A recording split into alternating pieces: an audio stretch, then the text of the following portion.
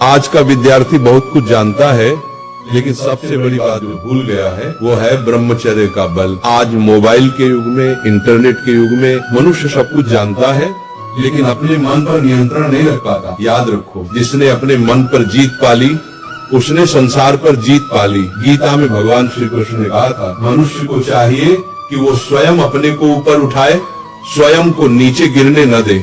और ये उठना, ये उन्नति संभव होती है ब्रह्मचर्य से। ब्रह्मचर्य क्या है? लोग सोचते हैं कि ब्रह्मचर्य का अर्थ सिर्फ स्त्री या पुरुष से दूरी है। नहीं, ब्रह्मचर्य का अर्थ है ऊर्जा का संरक्षण। वो शक्ति जो भगवान ने तुम्हें दी है, जो सृजन की शक्ति है, उसे व्यर्थ न जाने देना ही ब्रह्मचर्य है। जब कोई विद्यार्थी ब्रह्मचर्य का पालन करता है तो उसका मन स्थिर होता है, स्मरण शक्ति तेज होती है।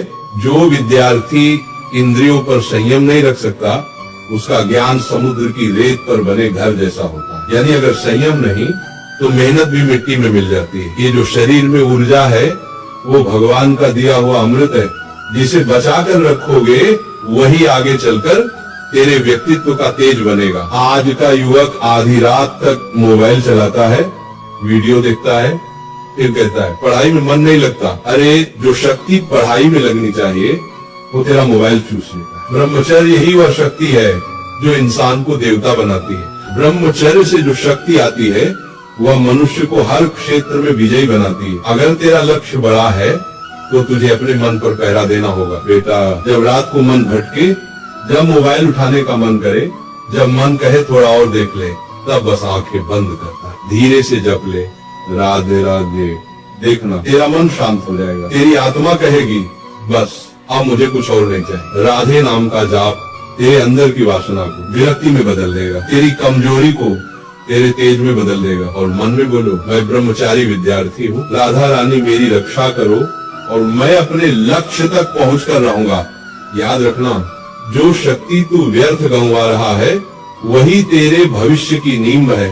गीता में भगवान कृष्ण ने कहा, इंद्रियां तो बाहर की हैं, पर मन उन सबसे ऊपर है। इसीलिए अगर तेरा मन संयमित है तो तेरी हर इंद्रिय तेरा सेवक बन जाएगी। तू विद्यार्थी है, साधक है। तेरी उम्र खेलने, दिखाने, भटकने की नहीं, तपने की है। ब्रह्मचर्य तेरे लिए कोई बंधन नहीं, वो तेरी सबसे बड़ी ढालशील है, एक ढालशील है। इसका पालन करने से तेरे चेहरे पर एक अलग ही तेज आ जाएगा। तेरे शब्दों में सत्य की शक्ति, तेरे कर्मों में भविष्य की दिशा बन जाएगी। बेटा याद रख, जो सुख 5 मिनट की वासना में है वो तुझे कुछ नहीं देगा, लेकिन जो सुख संयम से मिलेगा वो तुझे देवत्व की ओर ले जाएगा। तेरी आंखों की चमक, तेरी वाणी का बल, तेरे विचारों की ऊंचाई, सब उसी शक्ति से आते हैं जिसे लोग आज व्यर्थ गंवा रहे।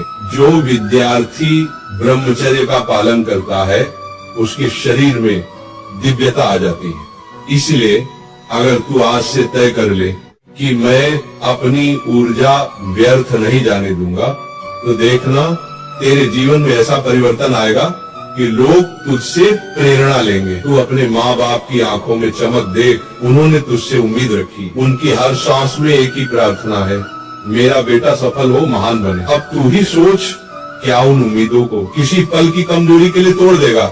नहीं बेटा, अब नहीं। अब समय है खुद को बदलने का। अब अपने अंदर के शेर को जगाओ, अपने मन पर नियंत्रण करो, अपने विचारों को ऊंचा करो। क्योंकि जब तू ब्रह्मचर्य का पालन करता है तो तेरे अंदर वही शक्ति जागती है जो अर्जुन में थी, वही एकाग्रता जो एकलव्य में थी, वही तेज जो हनुमान जी में था। इसलिए विद्यार्थी, अगर तू वाकई जीवन में कुछ बड़ा करना चाहता है तो पहले अपने आप पर विजय पा, क्योंकि जिसने खुद को जीत लिया उसे कोई नहीं हरा सकता। संयम ही सफलता की सीढ़ी है, ब्रह्मचर्य ही विद्या की जड़ है। और विद्यार्थी वही जो अपनी ऊर्जा को पहचान कर उसे महानता में बदल